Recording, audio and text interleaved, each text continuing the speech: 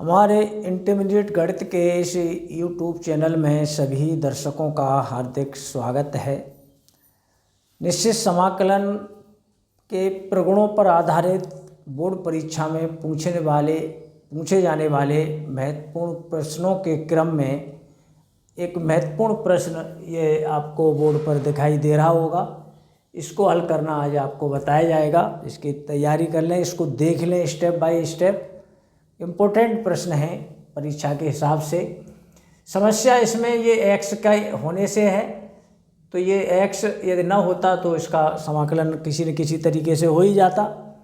तो इस x के रहते इसका समाकलन नहीं हो पा रहा है और निश्चित समाकलन है। ऐसी अवस्था में ही प्रगुण का प्रयोग करते हैं। तो इसको I से प्रदर्शित कर दिया है और इसमें प्रगुण लगाते हैं P4 नाम का। P4 प्रगुण है 5वें नंबर का। ये होता क्या है, सीमाओं के योग में से x को घटा देते हैं। जहाँ भी x होगा उस x को सीमाओं के योग में से घटा देंगे, a माइनस x लिख देंगे। और यहाँ पर सीमाओं का योग दिए गए प्रश्न में होगा आपका π/2। 0 और π/2 का योग π/2 होगा, तो इस x की जगह लिखेंगे π/2 माइनस x dx अपॉन, यहाँ भी x की जगह π/2 माइनस x लिखेंगे और इस कॉस वाले पद में भी x के स्थान पर π/2 माइनस x लिखेंगे। तो ये P4 नाम के प्रगुण से ऐसा कर दिया है हमने। परीक्षा में भी लिख देंगे यहाँ P4 से। आगे बढ़ते हैं।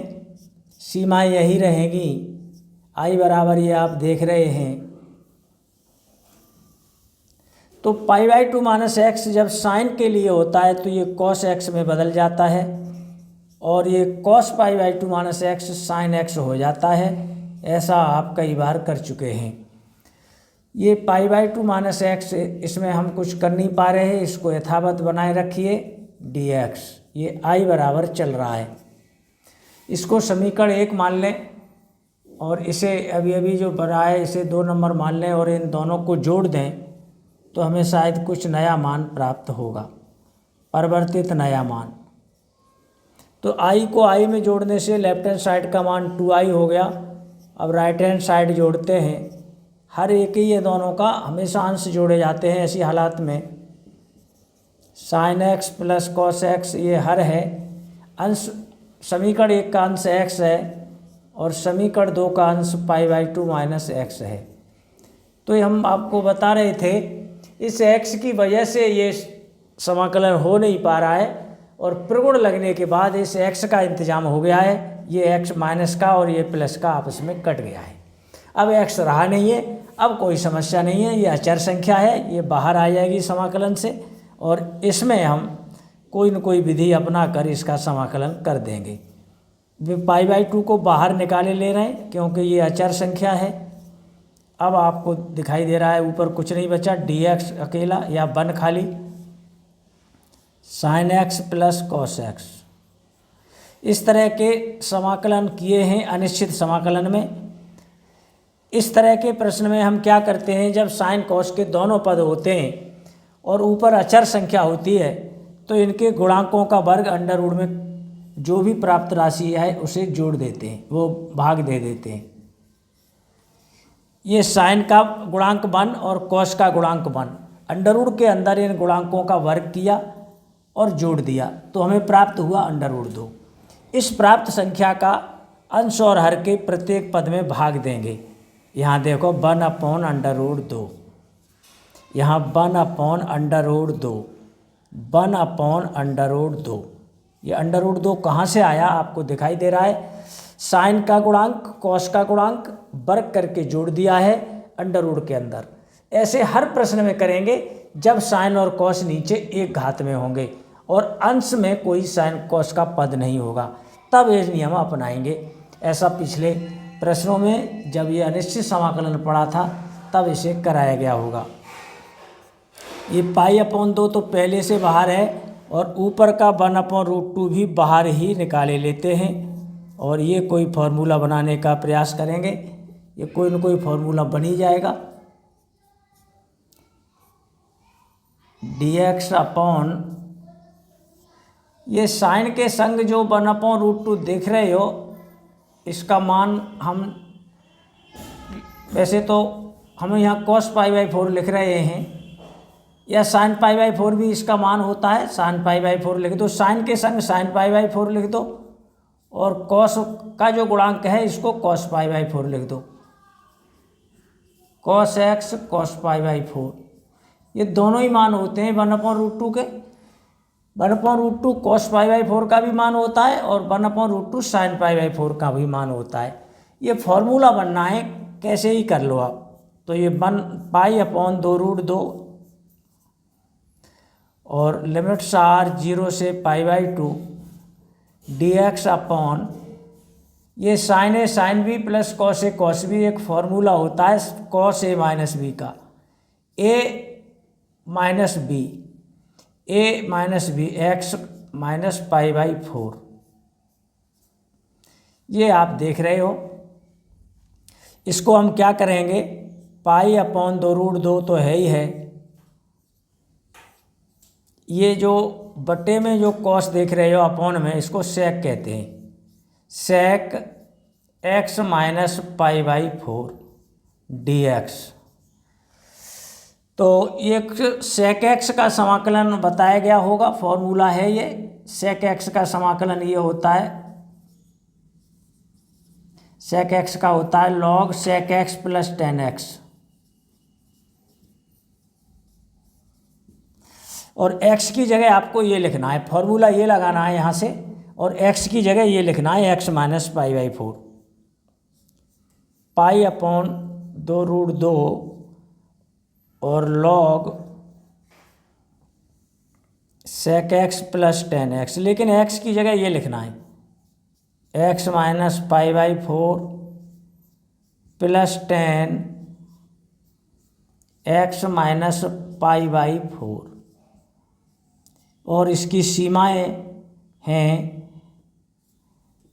सीमाएं कौन सी लगेंगी, जो हैं 0 से π/2, ये सीमाएं 0 से π/2 x की जगह लगेंगी, π/2√2।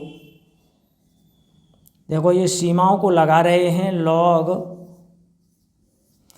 ये π/2 यहाँ लगाएंगे और यहाँ लगाएंगे, तो ये देख लीजिए, सीधा लिखे देते हैं सेक, यहाँ π/2 माइनस π/4, तो ये π/4 बचेगा, π/4 में से ये π/2 घटा के सीधा लिख दिया है, प्लस tan, यहाँ भी π/2 लिखेंगे और π/4 घटा देंगे तो ये भी π/4 बचेगा।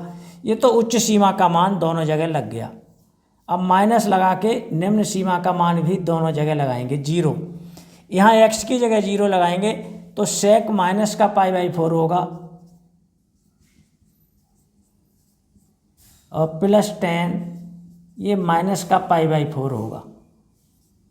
ये सीमाओं का प्रयोग आप देख रहे हैं, 2i बराबर चल रहा है, ये π/2√2 log, ये इनके मान लगाइए, √2 मान होता है इसका, और tan π/4 का मान 1 होता है, और माइनस का लॉग होता है तो इसे बटे में लिखते हैं, लॉग एक ही बार लिखा जाएगा।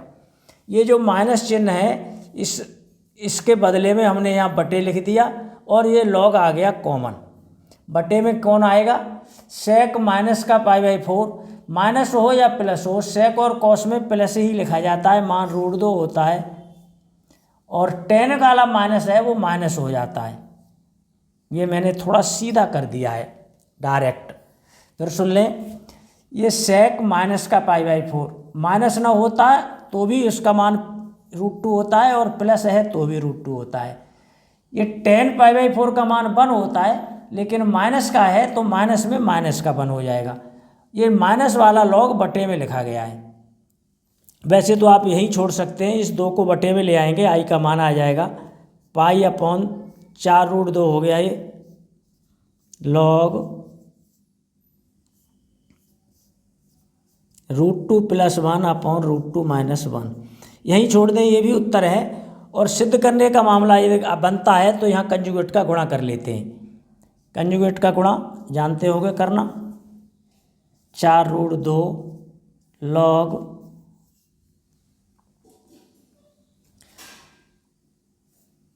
√2 + 1 अपॉन √2 - 1 में हर के चिन्ह को बदलकर अंश और हर में गुणा, इसी को कंजुगेट कहते हैं। तो क्या हो गया मिला के, ये ऊपर होल स्क्वायर बन जाएगा और नीचे वर्गांतर बन जाएगा। a - b a + b को a² - b² कहते हैं।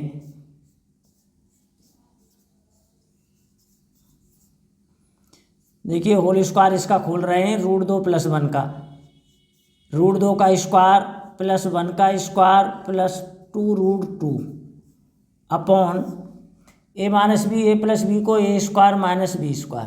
√2 का स्क्वायर करेंगे तो 2 आएगा, -1 का स्क्वायर 1 ही रहेगा। तो ये जो देख लीजिए, तो a + b का होल स्क्वायर आपके सामने है ये। तो ये हो गया आपका पाई अपॉन 4√2 log 3 + 2√2। ये भी उत्तर है, और यहाँ छोड़ना चाहें तो ये भी उत्तर है। यदि सिद्ध करने को इतना आता है तो यहाँ छोड़ देंगे, और इतना आता है तो यहाँ छोड़ देंगे। तो ये स्टेप बाय स्टेप ये आपकी समझ में आया होगा। यदि किसी स्टेप में असुविधा है या कहीं भी कोई असुविधा है तो उसे कमेंट में लिखिए, और संबंधित जो भी समस्या है उसे भी आप कमेंट में लिख सकते हैं, और इसका अभ्यास कर लीजिए। और ये वीडियो यदि पसंद आया होगा तो इसको लाइक कर दीजिए। चैनल सब्सक्राइब नहीं किया है तो सब्सक्राइब कर दीजिए। ये वीडियो यहाँ से जारी रहेंगे। धन्यवाद।